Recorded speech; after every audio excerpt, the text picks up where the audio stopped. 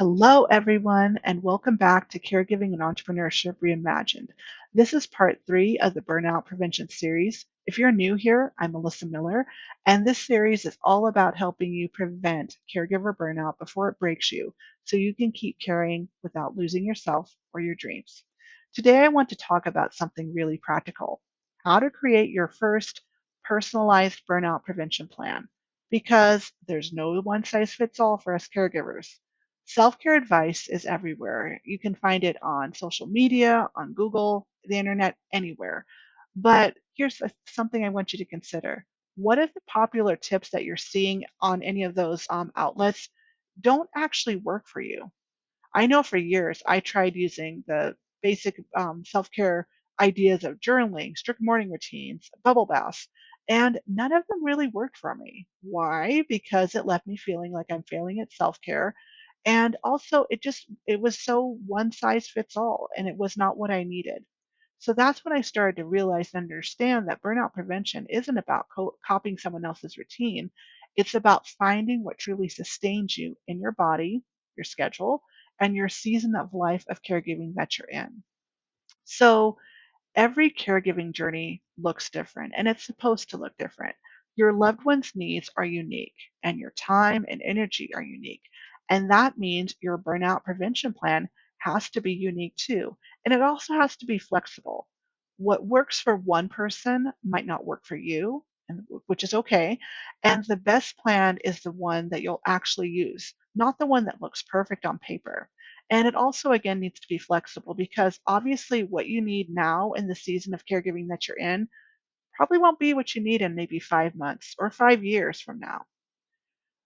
Personally, for me, when I began caring for my husband and I was just in the thick of caregiving and trying to recover from burnout when I hit my breaking point, starting small was really my first step and the only thing I had the bandwidth for. And I started with my physical health. So that meant that I was focusing on elimination diets, extra doctor appointments, which were not fun, and procedures to eventually get my IBS diagnosis. I had to learn what foods triggered my body, and I had to start certain medications to help me hopefully manage my symptoms. That was the starting point, and it wasn't fancy, but it was what I needed in that season, and it honestly was what I could handle in that season of caregiving. And now, in the past months, I've been able to go deeper into my health. For the first time, thanks to better insurance, I've had access to a dietitian, something I couldn't afford for years.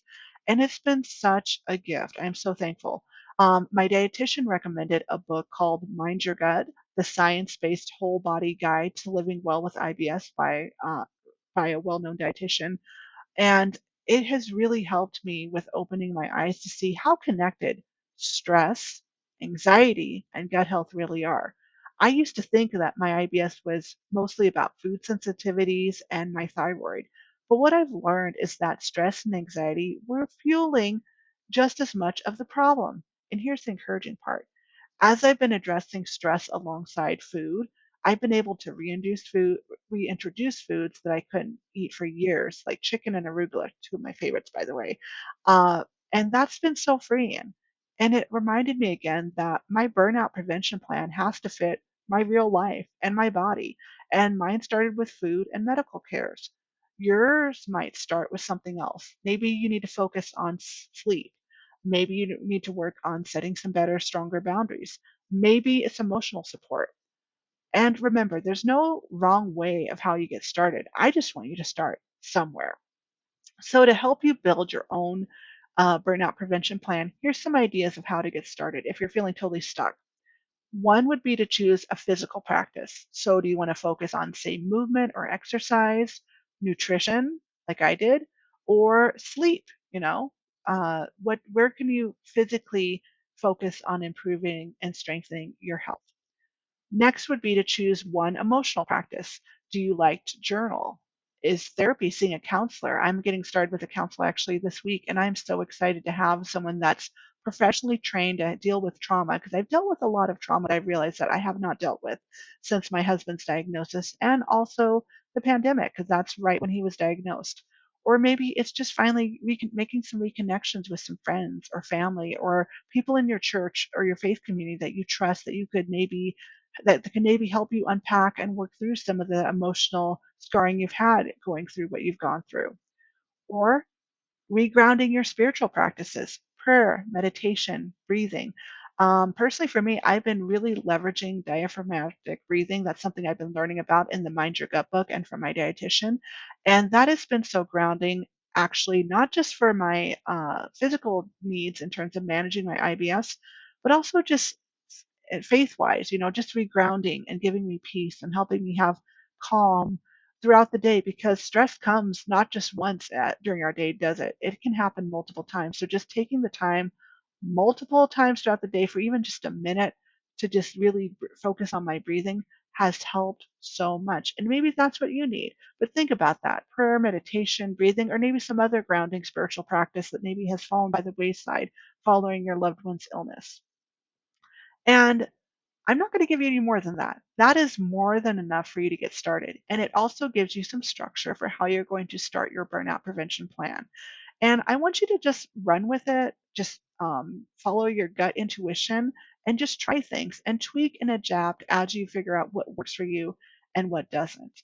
And I want you to remember that burnout prevention isn't about doing everything. Okay, what I gave you, the list I gave you, is more than enough. So do not pressure yourself, guys, to feeling like you need to take on more. Start with what you have the bandwidth mentally, emotionally, and physically to handle. Then once you're stronger and you're feeling better and more solid, take on something else. But until then, start small. And remember, keep figuring out what works for you.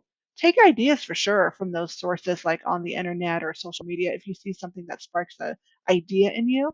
But if you try it and it doesn't work for you, get rid of it and try something else. Pivot. It's okay. No plan is perfect, and you don't need a perfect plan to be successful at this. And I hope this video encouraged you. If it did, I'd love for you to subscribe so you can join me for part 4 of the Burnout Prevention series. And if you want a simple next step and you want to dive a little deeper into creating your um, burnout prevention plan, definitely click my link below to grab my 10 minutes to burnout prevention workshop. It's only $19, and the link to buy it will be listed below. And it's designed to help you protect your energy in 10 minutes a day or less. And remember, you don't have to choose between your care and your own care and the care of your loved one. Both of you matter. Your loved one matters, you matter, and you are both 100% worth it. So take care, love yourself this week, and I'll see you for episode 4 next week.